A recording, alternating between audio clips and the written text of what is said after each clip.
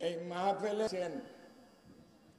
আমি মহিলাদেরকে লেখাপড়া করার জন্য আদেশ দিতেছি, কিন্তু লেখাপড়া করবেন আমার ভগ্নীরা আল্লাহর ওয়াস্তে একটু পর্দা পুশিদার মাধ্যমে করবেন, এইটাই বলছি।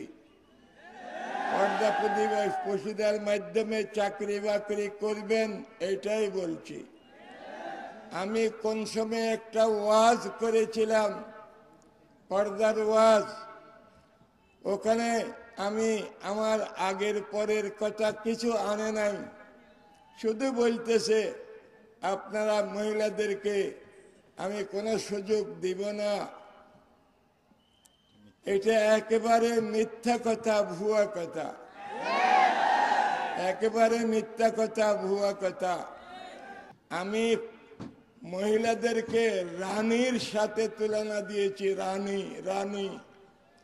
আমি মহিলাদেরকে ফুলের সাথে তসবি দিয়েছি, ফুল ফুল, এরা ফুল।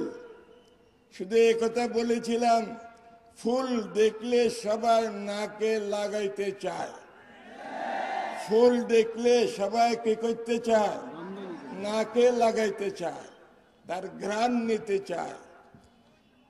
যে সেই জন্য তাদেরকে বলছি, তোমরা উলঙ্গ অবস্থায় এদিক সেদিক ঘুরাফেরা করবেন না, এদিক সেদিক ঘুরাফেরা করবেন না। এই কথা বুঝে নাই, সরকারও বুঝে নেয়, সরকারের মন্ত্রী এটা এরাও বুঝে নেয় আমার কথা। এই মন্ত্রীরা যারা বলতেছে, মিথ্যা অপবাদ দিতেছে আমার উপর, এই মন্ত্রীকে আমার কাছে নিয়ে আসেন, আমি একটু সুন্দরী মহিলা ওনার কাছে বসাইয়া দিব, 2-4 মিনিট কথাবার্তা বলুক তারা, তারপর মন্ত্রীকে জিজ্ঞাসা করব, তুমি যদি পুরুষ হইয়া থাকো, তোমার দিলের অবস্থা আমাদেরকে বতাও।